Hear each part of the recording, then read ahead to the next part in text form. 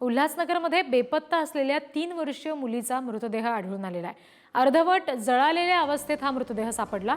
Hill line police स्टेशनच्या मागच्या बाजूला मृतदेह सापडल्याचं कळतंय। गेल्या 4 दिवसांपासून ही मुलगी बेपत्ता होती।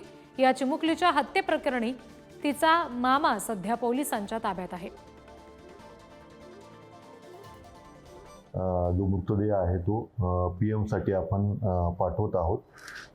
पीएम नंतर आम्हाला मृत्यूचं जे आहे ते एक्झॅक्ट कारण जे मिळेल आणि त्या अनुषंगाने पुढील तपास करण्यात येईल। 2 दिवसांपासून ती बेपत्ता आहे। जवळपास 3.25 वर्षाची ती मुलगी आहे। काही प्राइम ऑफिसर अजून तपासात निष्पन्न झालेलं नाहीये। पोलीस पुढील तपास करत आहोत। सध्या इन्क्वायरी बाकी आहे। इन्क्वायरी झाल्यानंतर तपासामधले ज्या गोष्टी आहेत त्या तुम्हाला सविस्तर सांगण्यात येतील। या सगळ्या संदर्भात आपण आणखी तपशील घेणार आहोत प्रतिनिधी स्वप्नील पाटील यांच्याकडून। स्वप्नील, सध्या या मुलीचा मामा पोलिसांच्या ताब्यात आहे असं कळतंय। त्याची चौकशी करण्यात आली आहे का? त्याच्यातून कुठला खुलासा झालाय का या प्रकरणाचा? नक्कीच 18 तारखेपासून आलिशा ही आपल्या हिल लाईन परिसरातून लापता होती आणि ती उल्हासनगर कॅम्पसला या प्रेमनगर टेकडी परिसरामध्ये तिची आई आणि 2 बहिणीसोबत तिथं वास्तव्याला होती।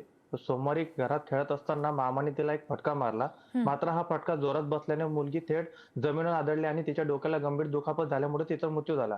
त्यामुळे घाबरलेल्या मुलीच्या मामाने तिचा मृतदेह लपून ठेवला आणि बुधवारी मतदानाच्या दिवशी सकाळी विल्हेवाट लावण्यासाठी झाडी झुडपामध्ये हा मृतदेह टाकून त्यांनी जाळून टाकला। गुरुवारी जेव्हा पोलिसांनी या मुलीची शोधाशोध सुरू केल्यानंतर त्यावेळेस मुलीचा मामा, तिची पत्नी आणि त्याचा मित्र हे देखील प्रेमनगर टेकडीवर पोहोचले आणि त्यांनी देखील मुलीचा शोध घेण्याचा नाटक केलं।